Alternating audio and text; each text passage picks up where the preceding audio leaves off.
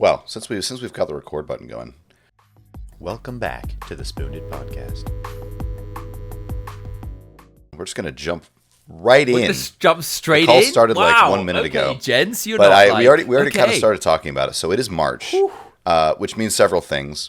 One of them Yes. means that many American clocks, not all, but many, have jumped forward in time Wow. for He's daylight gonna savings time. Chuck me under the bus And straight away. Straight away. No, completely the Wow. opposite. Completely Wow, the opposite. gents. Wow. Now let me tell you. So I was out there making my coffee, and I had texted Joel. Did I text you last night or this morning? Anyway, I was saying, hey, I need to meet 40 minutes later than our normal time. We usually start at 8 a.m. my time, and it's 5 p.m. yours or something like that, 5 or 6.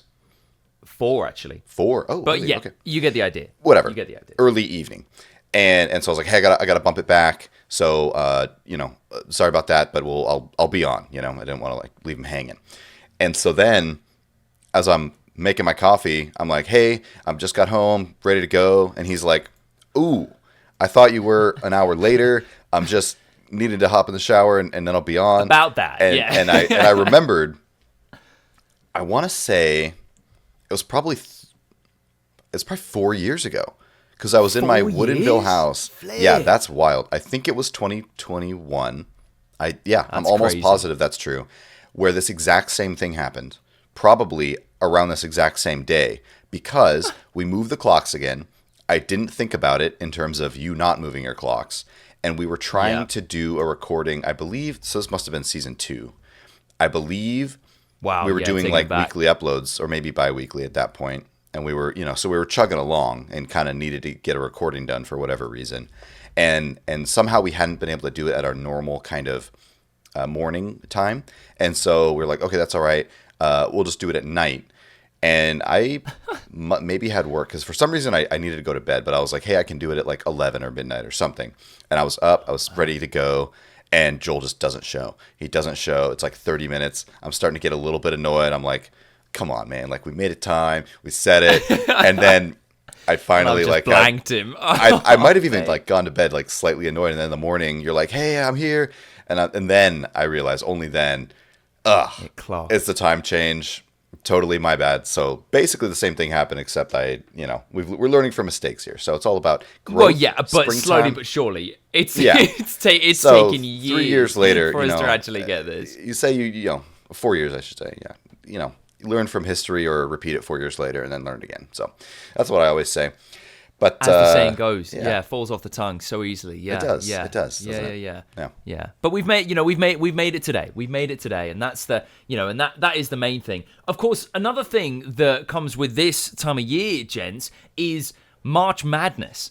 Now, I have I've had the privilege of being involved this time around with something that the legendary Anderson family does. I'm also not the first member of the Brown family to kind of stumble into this, not really having a clue what we're doing, but being excited to be involved, because my dad used to be involved with this as well. Is that correct? Yes, he did. Yeah. So for those of you who might not know, in America it's a fairly big deal, but the reason why is because it's a United States collegiate activity. So all around the country, college basketball teams compete throughout the year, right, in their respective regions, and there's tons of different levels of competitiveness and different little conferences, because we have hundreds of schools across the country, right? And so all year they're playing, usually culminating at the end in what's called a conference tournament. So this is the 10 or 12, maybe up to 15 or 16 teams that they kind of play. It's their little league, right? Think of a lower level football league, right? They have these teams. They're not the same level of competition as the big ones, but sometimes they'll intermix for different reasons, right? How many people would you get at at around this stage in the tournament that you're saying? Yeah. How many thousands of people would you get watching what's going on? Massively depends on the team. So okay, I will say this is now the first round of the tournament. So the tournament, as I was saying, is all these college basketball teams coming together. And then there's a big selection ceremony. It was last Sunday, I believe it's Selection Sunday. It's a whole thing.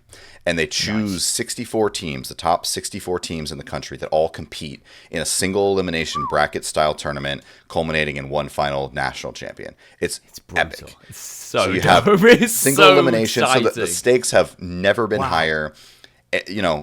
there's very few sports that play as many games as like basketball that don't do some kind of series. You know, you think about baseball, you have a 3-game series, 5-game series, World Series is a 7-game series. Professional basketball, same deal, right? There's never as much weight on a single game, but in this tournament, every game is that game, and it's bracketed by that's seed. What sport right? is meant to be. It's incredible. It's incredible. It's many would refer to it as like the event of American sports. Like there's the Super Bowl and then there's March Madness, and March Madness to some is even bigger because it's so many games, it's so many teams, and it's like it's a whole event. It's not just one day, you know. I don't think I knew that though. That they kind of like were almost it's like on really level big. with each other in some families. That's crazy. Yeah. I mean, individual viewership per game, not even close. Super Bowl blows literally every other live event out of the water. But in terms of like hype and the actual like the time frame, March Madness is like a whole season essentially. I'm pretty sure I remember seeing this actually, like after the one that just happened, like the top 10 for the most viewed things on TV like ever, certainly in America, like 9 of them are Super Bowl finals. So like it makes sense. It makes sense. But like you said, so the hype, almost like it's kind of like the people's champion. March Madness is there in the hearts for a lot of people. Exactly. So as you were saying, your dad, the legendary Steve Brown, he did compete in the tournament. And the beautiful thing about this tournament is it almost hurts to know more. Because of the way it's seeded, you have the number 1 seeds, and there's 4 regions in the tournament. So there's 4 different sets of 16 teams. And then the number 1 team will play the 16 team from that region. The number 2 team will play the 15 team. So in theory, you have all the best teams playing essentially the bottom tier.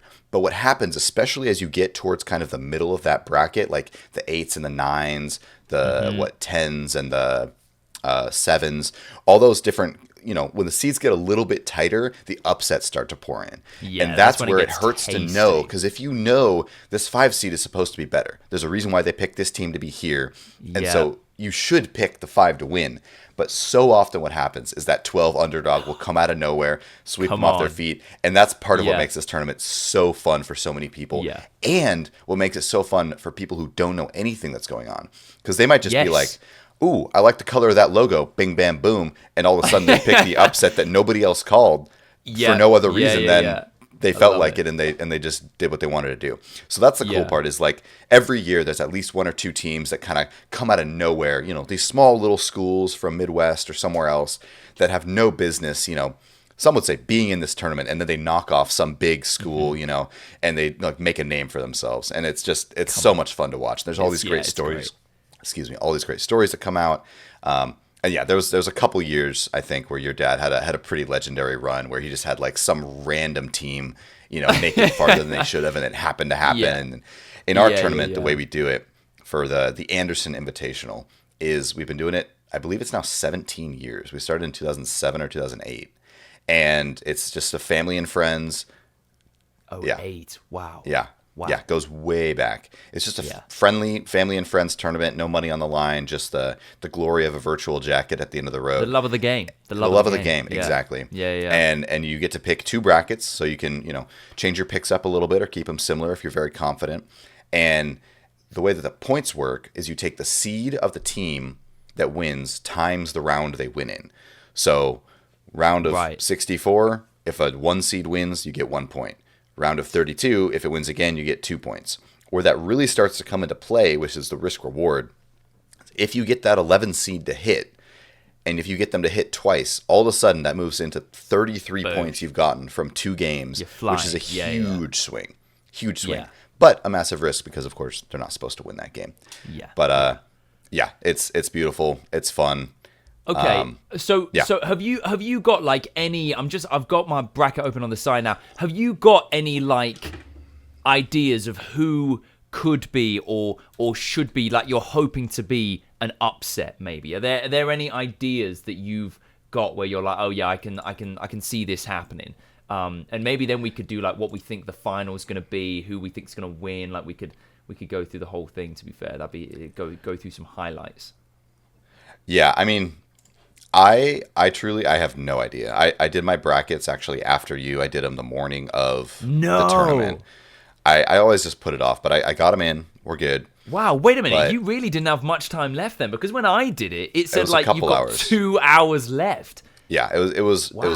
that morning basically.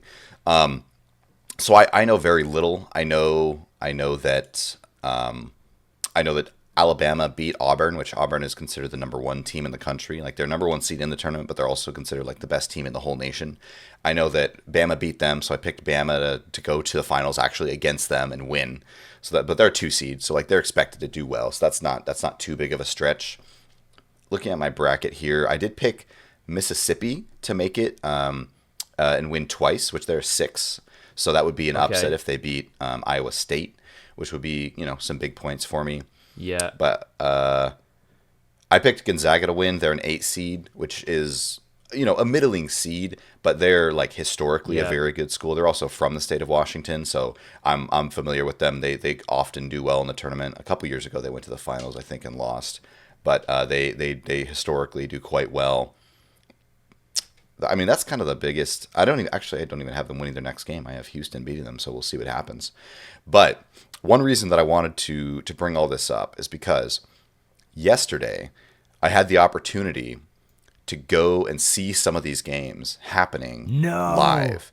Oh, it was that's cool. Incredible. Yeah. So, Toby, his parents are big sports fans. It was actually his anniversary yesterday. Shout out Toby and Jenna. Very cool. Oh, shout out Toby. Yeah, Come on, love yeah. those two. And so his parents are massive sports fans. So a few months ago, they said, hey, we want to get everybody, that's me, my wife B, Toby, Jenna, Toby's brother, my parents, and them, gonna get everybody tickets to go see the March Madness games that are being hosted in Seattle.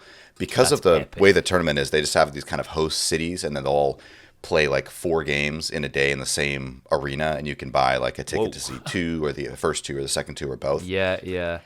Wow. And so we spent all day yesterday watching basketball, starting at 11, and the last game started at 7 p.m. Literally, it was the whole day, 4 different games. Wow. It was awesome. The energy was hype. That sounds They had incredible. the cheer squads. They had the bands. Each team kind of had like a section of the stands that was like cheering for them. Cool. Shout out GCU, Grand Canyon University. They're in Arizona, Phoenix. Yeah. They flew in students to make up the student section. No, and they brought that's the energy. Wicked. It was incredible. I'm here for that. They did lose in a quite massive way. It was a little bit tough, but I will say their student section easily the strongest. The Easily dedication. The dedication. Yeah. It was impressive. Wow. But we saw Colorado State upset Memphis. That was a 12 seed over a 5, which is epic. We saw Maryland destroy Grand Canyon 81-49. That was a 4 seed winning over a 13. And what were the other games we saw? We saw Oregon play against Liberty, which Liberty is a little tiny school from Virginia, and they just got trounced. It was like, I felt bad. They looked like they were playing against like older brother. It was tough. Was it but really? Oregon played very well. Yeah, and then Arizona beat Akron, which again was not a very close game. But on Sunday, Arizona and Oregon will play each other. That's tomorrow. And it'll be great. They look like 2 incredibly strong teams. It's a 5 and a 4. It should be a great matchup. So very excited for that one. I don't know what I was doing there. I chose completely the other. I chose Liberty and Akron. It happens. It happens. Bizarre. Like we had a 10 seed win. We had what were the upsets that happened? We had a 9. We had a 12. We had another 12. Yeah. Come on. But it's great. I mean, it's just such a great event. And you can, follow it as little or as much as you want to, right? Like you can tune in for a game. You can like check on your bracket because there's all these schools you've never heard of. And some of them you pick to win games, right? So now all of a sudden you're cheering for like little Nowheresville school to win a game that like they have no business winning, but like they have some epic player and like there's just all these great stories all across the whole tournament. It's just fun. What it's about. It's just a beautiful time. Yeah. Okay, so who did you put to win then? So I did 2 brackets. My better one is an 8th in the tournament right now. So doing quite well. I haven't done this well in quite some time, so I'm pretty pumped about it. And I as I said, I have Auburn and Bama going to the finals and Bama winning it, which would be an epic final because they're like historical rivals from the same conference. So that would be a very hype final if they did make it. Auburn, again, is supposed to be the best team in the country, so they're likely favored to win the whole thing, at least in some people's eyes. But I picked Bama going all the way. I think it'd be a cool story. It'd be a great final if that did happen. So we'll see. Yeah. We'll see. You never know. Anything can happen. But yeah, that's who I picked. What would you get in your bracket over there? Yes, so for my main bracket, I had Auburn and Florida on like going for the in the semifinal, and then I had Florida winning between those two, and then I had Duke and Kentucky. Just because their flag is UK, so I was like, I need to back there you boys. Go. You know what I mean? And I've got to go for it. It's a strong team as well. So and they were a strong team. You know, the third seed. I did have them losing out to Duke just because they're looking like Duke is very epic, strong. And they They're have just incredible. And I had Duke winning it over Florida. So I think Duke's going to win the whole thing. I think they're going to win the whole thing. I liked having. From what I saw, like I didn't mind having like quite a few 1 seeds in like when it got to close to the final, but I really did want to have like a little underdog in there. So I really hope Kentucky can at least make it to reaching distance of the final. But yeah, I think Duke are probably going to win it from what I've seen with my very limited knowledge. But no, it's exciting, man. It's very exciting. And I'm so glad that you got to like see some of the games. I think that's absolutely epic. Are they going to be doing any more in Seattle, or is that it? They are, yeah. So those 4 teams, or the 2 teams that won, as I said, or no, 4 teams that won, will play against each other for another 2 games tomorrow, which we're also going to be at, which is going to be so cool. So we'll get to watch Oregon play Arizona, which I'm really excited for. They truly looked both like very, very strong teams. They kind of both play different styles of basketball. So I'm really looking forward to that one. Oregon has this guy, Nick or Nate. I think it's Nate Biddle. He's 7 feet tall, a giant of a man. What? And he would stand there on the defense, arms like this, and he would like cover the entire middle of the court. Yeah. Just like a tree. That's terrifying. Like he's like, hey, good luck, you know? Yeah. And then on offense, they just feed it into him. He like, and he's just like shoulders in, shove, boom, and then he just like, and then he's like in the hoop. It was like, how do you guard this? How do you stop it? What was the? I don't know. Because I'm pretty sure we watched one of the at least close to the final games for March Madness last year. With Purdue. What was the guy? Purdue won last year. They did Zach win Edey. Yes, yeah. And he was similar. He's just like little shoulder, bucket every time. Every time. I don't know if they won because I remember they played Duke and they had like this wicked. They had this like hot as coals shooter. UConn won over Purdue in the end. That's right. Okay. Right. I remember watching the Duke game then. But Zach Edey, he was just sick to watch and have on your team because he was just like, what a unit, what a guy. It is so exciting. It is so exciting, and it's just cool to see these like exciting young players as well. Because I think like sometimes, sport you can tend to overthink it a lot, and you find that, I feel like with a lot of, especially sport in the UK, like when it comes to football in the UK, you can tend to, it starts to get like too robotic and too like you're just like there's too much of a objective rather than enjoying it and having the flair. And I feel like when you watch these younger players, they're fearless. You know what I mean? They run at anyone and they try crazy things. And maybe it doesn't like pay off, but everybody loves it. And I think for the neutral especially, it's much more entertaining. So honestly, I'm here for it.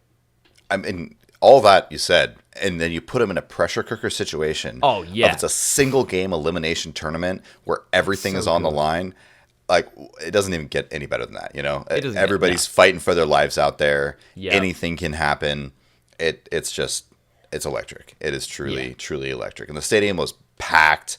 They said there was 16,000 in attendance. Oh, that's huge. It was epic. That's huge. And, half the people are just cheering for some random team. Like, some of them are cheering for a team. Of course, we had Oregon playing, which they're very close to us. So we had a ton of Oregon fans in attendance. They were well cheered for. Arizona, lots of fans. Again, not too far away, a little bit south of us, but close enough. Yeah. Colorado State, Maryland, not particularly close. GCU, a little bit down. Memphis, still strong showings, which is just cool to see. There's just people coming out. And then there's, of course, random fans like us. We don't have a whole lot of horses in the race, but at the same time, we're just excited to be there, excited to cheer for the energy, Yeah, definitely. Yeah. So I'm here for it. Highly recommend March Madness just as an event overall. Find a pool. A lot of people do like work pools or office pools, stuff like that. Yeah. And, it's just a fun little... I think another thing that's kind of cool about it is for us here, it falls often around like spring break time for a lot of high schools and colleges. Right. So you can kind of like... It's just like a nice activity to kind of have on the side as you're like enjoying your off time from school, or like you finished finals. All right, let's get into March Madness kind of deal. So anyway, love March Madness. Tons of history there. Super excited for the tournament. What are your picks? What do you got? Who do you got going all the way? Did you get any cool upsets? My most proud upset I got was McNeese over Clemson. Ended up being like a ridiculously close game. McNeese had a 24-point lead at one point. They're a 12 seed, beating a 5. In the end, they won by 2. They completely fell apart in the end, and Clemson almost clawed their way back into it, but they just couldn't quite do it at the very end. But it was a wild finish for a game that I thought was like in the bag to start with. I was like, oh my gosh. And they're actually playing right now. McNeese is down 10-20 over Purdue, which I have Purdue winning. So that's excellent for me. So anyway. Oh, I love it. Anyway. But yeah, look, get involved. March Madness. It's a lot of fun. I think it's just like the sheer thrill of the one game elimination. I think in any sport it makes it exciting. But get involved. Let us know what you picked as well. And even if you think, oh, Joel, I've got no idea, well, neither do I. Okay, so you are not in that alone in that boat at all. But look, until we are back, we might actually maybe we should do like a post final March Madness little like catch up. That'd be kind of fun. Check-in. A little check-in. That'd be cool to do. But look, until then, make sure to like and subscribe if you're watching on if you're watching on YouTube rather. Make sure to leave us a rating on Spotify, and you can comment on the podcast as well. But look, until next time, God bless, stay safe, we'll catch you in a bit. Easy.